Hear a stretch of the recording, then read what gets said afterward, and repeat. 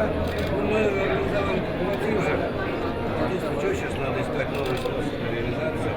Ровно 30 лет назад в Татарстане при поддержке первого президента Михаила Шаймиева начали свою работу первые фермеры. В те же годы была создана Ассоциация крестьянских фермерских хозяйств республики, которая сопровождает и поддерживает их работу.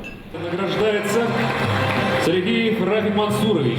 Татарстанские ребята взяли судьбу в собственные руки. И они показывали пример всем, как нужно распорядаться и как пройти этот путь собственника земли. Согласно Росстата, мы производим достаточно большое количество продукции. Это более 50% валовой сельскохозяйственной продукции производит малые формы хозяйствования.